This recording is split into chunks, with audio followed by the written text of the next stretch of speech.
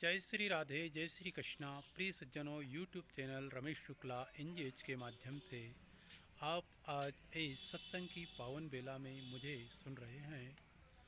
राधा मेरी स्वामिनी, मेरा दे का दास, जन्म जन्म मोहि दीजियो, श्री वृंदावन का वास, श्री वृंदावन का वास। प्रिय सज्जनों, इस संसार में परमपिता परमात्मा की सत्ता सर्वत्र सब जगह व्याप्त है। हम जहाँ भी रहते हैं, जिस परिस्थिति स्थिति में भी रहते हैं, वहाँ सब परमात्मा की ही मर्जी से रहते हैं। ऐसा दृढ़ विश्वास, ऐसी दृढ़ प्रतिज्ञा, ऐसा दृढ़ संकल्प और ऐसा मन में स्थित विचार होना चाहिए। इसी बात को गीता में भगवान श्री कृष्ण ने कहा है कि मेरा वह भक्त जो है वह स्थित प्राज्ञ भक्त है, जिसकी स्थिति कभी डगमगाती नहीं है, जो सदैव एक स्थिति में बना रहता है। एक स्थिति में बने रहने का भावार्थ यह है कि हमारे जो इष्ट देव हैं, हमारे जो प्रभु है, जिनको भी हम मानते हैं, उन नारायण, उन माँ भगवती के प्रति हमारी जो निष्ठा है, हमारी जो भक्ति है, हमारा जो भाव है, वह कभी डगमगाए नहीं।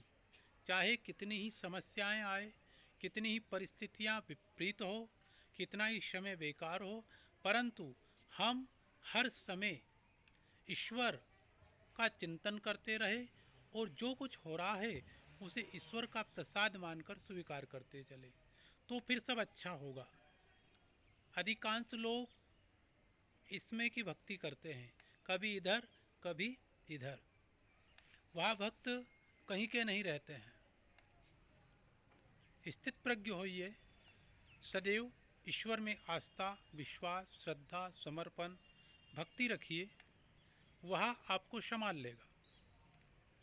कहते हैं सत्य परेशान होता है पर परास्त नहीं होता है।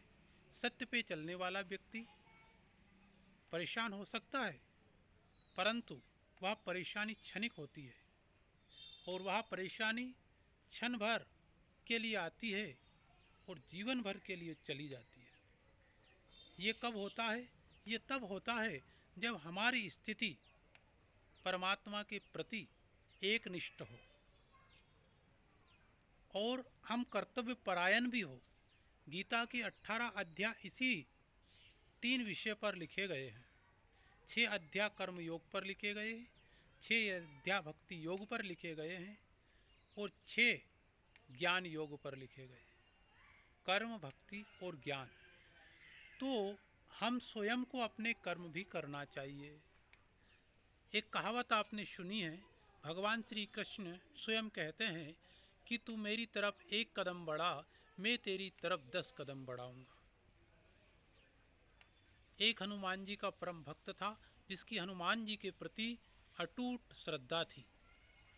उसकी परम भक्ति परम हनुमान जी के प्रति थी। वो सदैव हनुमान जी का भरोसा रखता था और उनके प्रति उसकी निष्ठा थी। एक बार वो अपनी गाड़ी, बैलगाड़ी लेकर जा रहा था, तो ही जिस मार्ग से वो निकला उस मार्ग में कीचड़ था और वहाँ उसकी गाड़ी फंस जाती है। अब जब गाड़ी फंस जाती है तो वह हनुमान जी को स्मरण करता है कि महाराज जी, मेरी गाड़ी को निकालिए। बैठ गया, नीचे साइड में आकर बैठ गया और बस हनुमान जी को बुलाता रहा, कहता रहा, पवन पुत्र हनुमान आइए, हनुमान जी महाराज आइए, मेरी गाड़ी कीचड़ में फंस गई है, इसको निकालिए। परंतु हनुमान जी महाराज नहीं आए। वहाँ से कुछ लोग जो निकल रहे थे उन्होंने कहा कि भैया आप तो यहाँ बैठे हो, आपकी गाड़ी निकलाओ ना, चलो हम थोड़ा सहारा दे देते हैं। उन्होंने कहा नहीं नहीं, आपके सहारे की आवश्यकता नहीं है। फिर भैया उन्होंने कहा मुझे तो मेरे स्वामी हनुमान जी महाराज का भरोसा है, वही मेरी गाड़ी आकर निकालेंगे। ठीक है भाई, कुछ लोग तो उनकी हंसी उड़ा गए और कुछ लोग उनकी श्रद्धा और भक्ति को नमन करके आगे चल पड़े। सुबह से शाम हो गई परंतु हनुमान जी महाराज नहीं आए और वो दिन से लेके तो संध्या तक हनुमान जी को पुकारते रहे। संध्या होने लगी, उसने कहा कि हनुमान जी नहीं आएंगे, अब तो मुझे ही गाड़ी निकालना पड़ेगा। तो ही वो कीचड़ में उतरा और पहिए को धकेलने लगा, आगे की ओर गाड़ी को बढ़ाने लगा। जैसे ही वो आगे की ओर पहिए को धका रहा था तो पीछे से हनुमान जी महाराज भी उसी गाड़ी को धका रहे थे।